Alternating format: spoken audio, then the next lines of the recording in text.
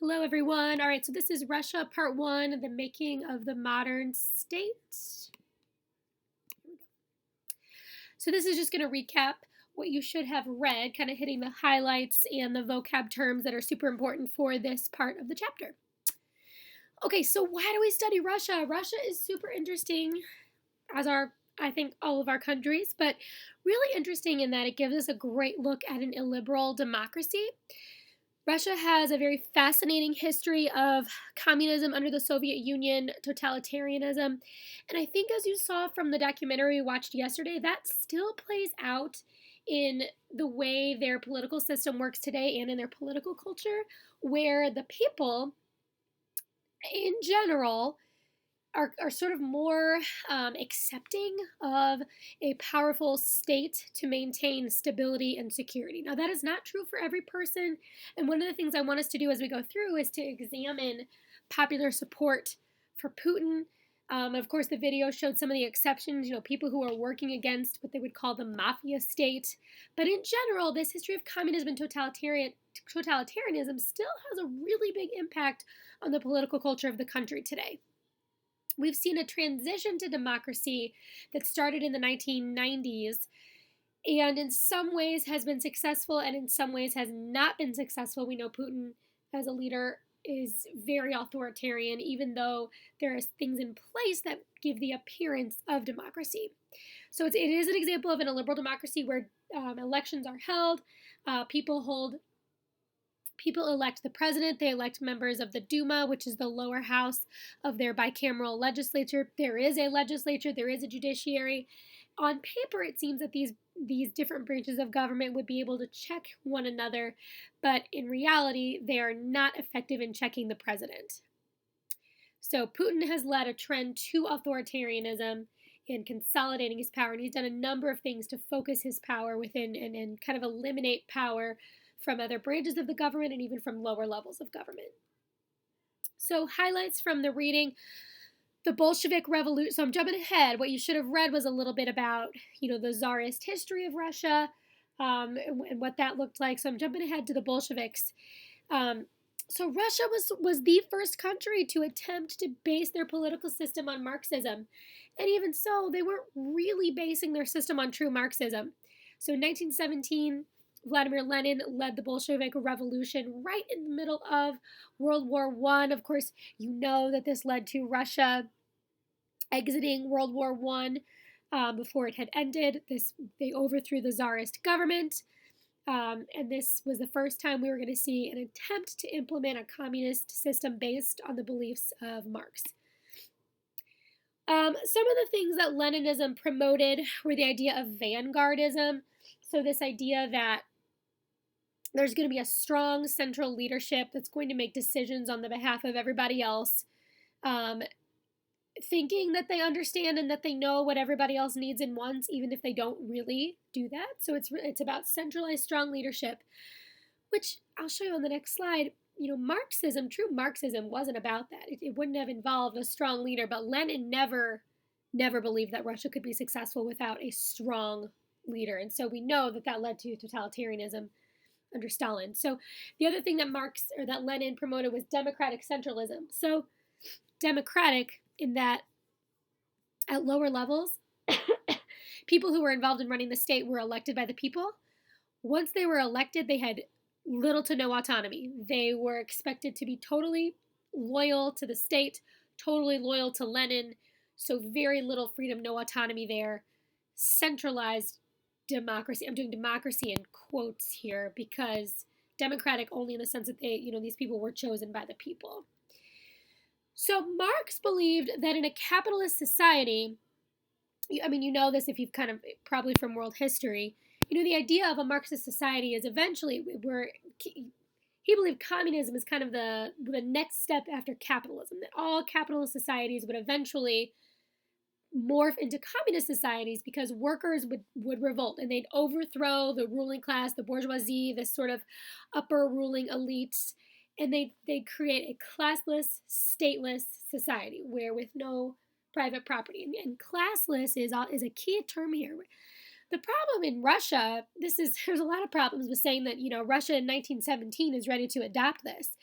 if you remember from world history, Russia in 1917 is not a thriving, capitalist, or even not thriving. It's not a capitalist economy.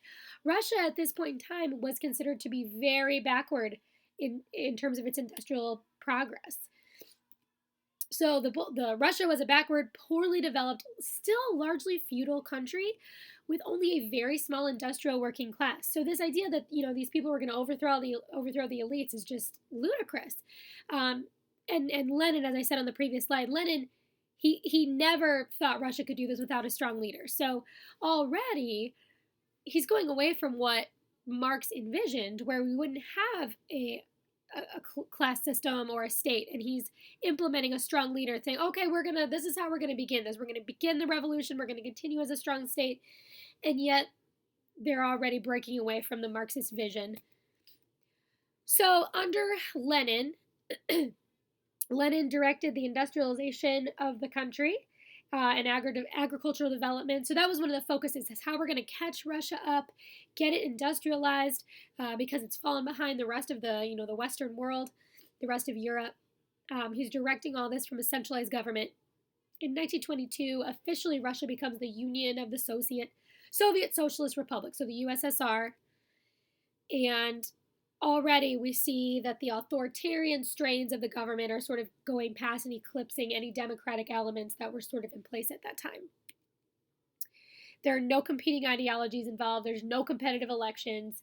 This is, as I said earlier, if you're elected to a position at a lower level, complete loyalty to the state was demanded. We know under Stalin that this shifted from just an authoritarian state into complete totalitarianism. Stalin comes to power in 1929. He makes the Communist Party the party in charge of running the government, and it's broken up into several different entities. At this point, obviously, no other political parties are allowed to compete. The nomenklatura is a word that actually we're going to see again later in the course, but nomenklatura is this idea that we don't elect people. Instead, promising party leaders are identified at lower levels and recruited. This happens in the Chinese government as well, where party members, promising people, are identified and recruited and trained up in the ways of the party. The Communist Party was broken into three entities: the Central Committee, the Politburo, and the General Secretary. Your book goes over this. The Central Committee is about 300 people that met twice a year. The Politburo is a group of 12 men who ran the country, who ran the party, ran the country. And then, of course, the head of the Politburo is Stalin, the general secretary, who functions as the head of the party, the head of government, the head of state, total dictator.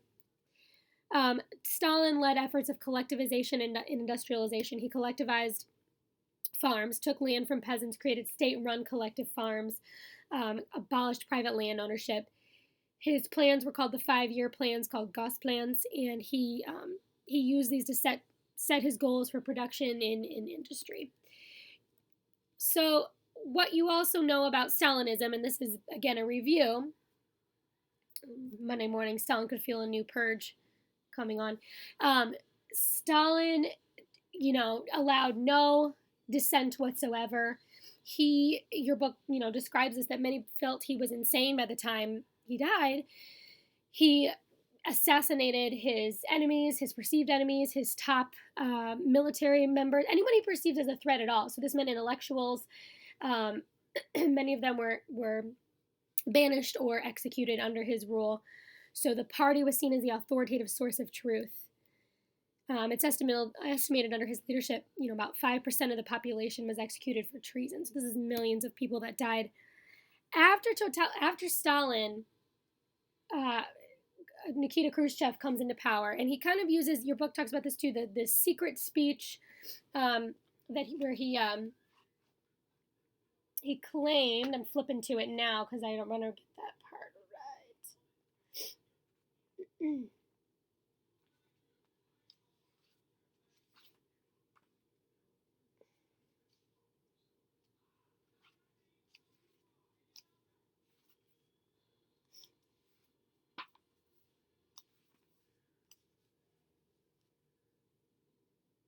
So when Khrushchev comes to power, in 1956, gives this speech where he says, "Oh, I've got this letter that Lenin wrote.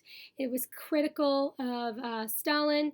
And he says, "This is what I'm going to use," kind of uses this to denounce all the things that Stalin had done while he was in power. So under Khrushchev, we see this period of what was called de-Stalinization, trying to get away from the totalitarianism that existed under Stalin's rule. So he led the process of reforms, stopped using terror as a form of political control, loosened censorship restrictions, restructured the collective farms that had been terribly run and had led to famine and poverty across the country, and had been, a terrible failure. So, um, so he kind of, attempts to break away from Stalin in that sense. His reforms, however, are not very successful, and by the early 60s, he's replaced by someone much more conservative, Leonid Brezhnev, and Brezhnev ends these reforms and kind of brings back some of the same tactics. He's trying to mostly deal with the economic problems that are facing the Soviet Union. Brezhnev dies in 1982, and there's a couple other people who kind of fill in the gaps for a few years. Gorbachev is the next leader. Gorbachev here is right with Reagan. Gorbachev comes into power in 1985, and he is much more open to a Western style system, Western style reforms. He wanted to adapt the communist system. He never wanted to bring about its demise, although that's what he ends up doing. His goal was, let's keep the system in place, let's keep communism, but how can we do this in a way that's much more open to the Western world? And the truth is that Russia was facing, a terrible economic situation, and they needed to change the things they were doing economically.